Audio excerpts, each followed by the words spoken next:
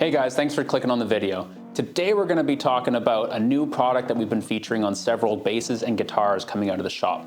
It's a material called Obsidian Ebony, and it's a new fingerboard material that we've been experimenting with and love. But before we get into the video, if you could do the like, subscribe, and hit the notification bell, really helps out the channel. Let's get into it. So what is Obsidian Ebony? Well, believe it or not, it's actually a roasted maple product. For those who are familiar with torrefied or roasted maples, you can see an example right here of a flame maple torrefied roasted fingerboard. A roasted board is one that is thermally modified in a kiln to stabilize it and pop the figure.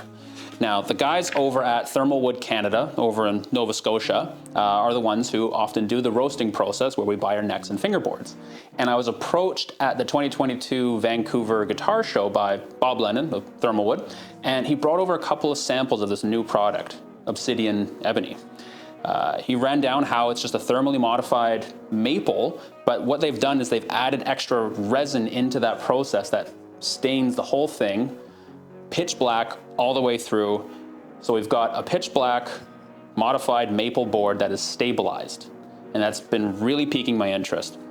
Grabbed a couple of samples from Bob and made a couple of just sample necks. Was really happy with how they came out, and it's a product that I've been featuring on many new builds.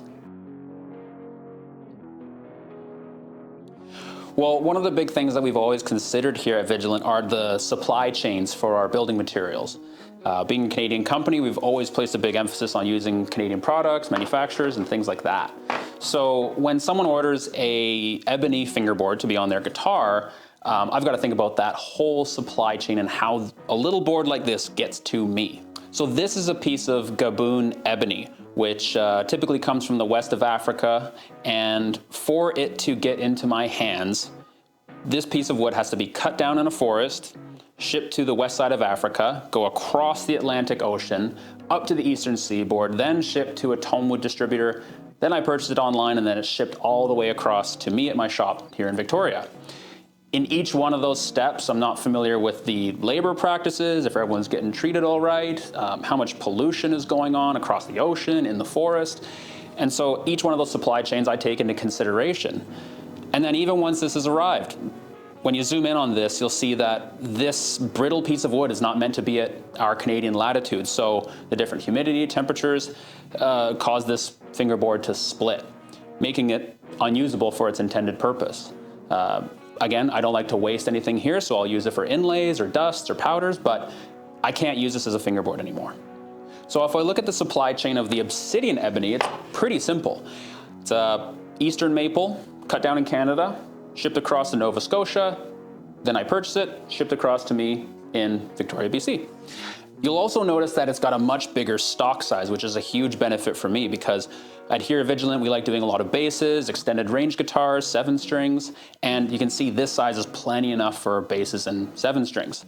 Whereas this little stock size down here, I can barely get a 7 string on, and this is the standard size that most ebony suppliers will give me. So I'm very limited with this product.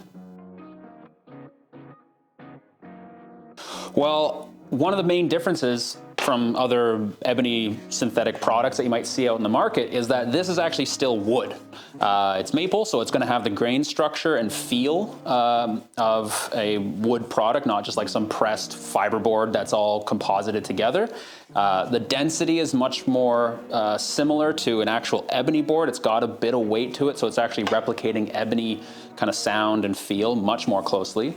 My experience with doing inlays, mother of pearl, abalone, acrylic dots, things like that, it's been really, really good. So I'm actually been really impressed with that.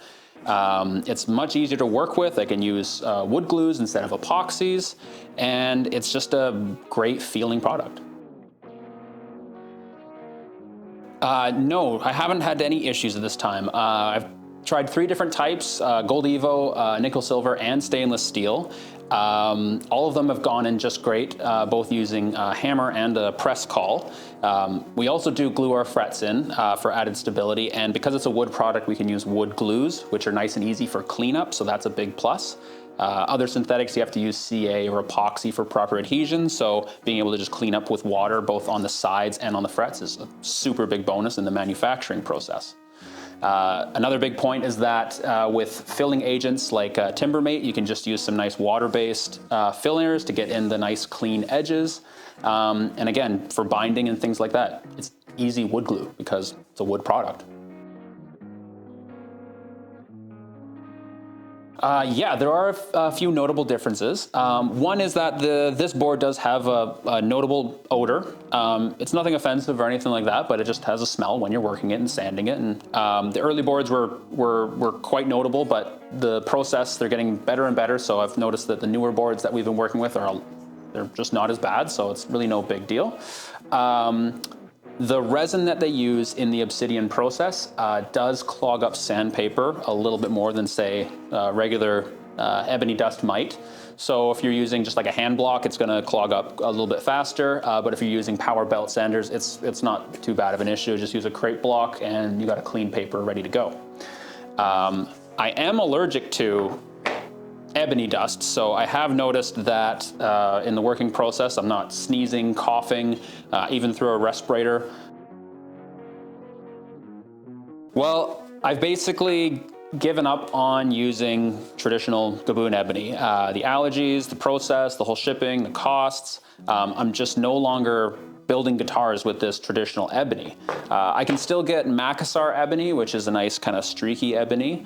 We still have stocks that I can easily access here in Canada, but it's just getting harder and harder to get those figured ebony stocks that you might know, Pale Moon, perfectly pitch black ebony stocks. It's almost not up to me. We just can't really get them in high quantity here in Canada without paying an arm and a leg. And I'm just so happy with this product. I'm gonna be moving forward with Obsidian on production and custom models because it's such a stable, easy to work with Canadian product that has just yielded such great results. I'm just gonna be moving forward with this stuff. So I hope you guys learned something new about this product. We're really happy with it, and we would really love to see it become more prolific in the industry. We think it could become a real staple in future guitar builds. It is a new product, so if you do have any questions about it that we didn't answer in this video, please shoot them down into the comments. We would love to hear from you. And as always, we really appreciate the view. If you could click that like, subscribe, notification bell, it really, really helps us out. And thanks for watching again. Take care.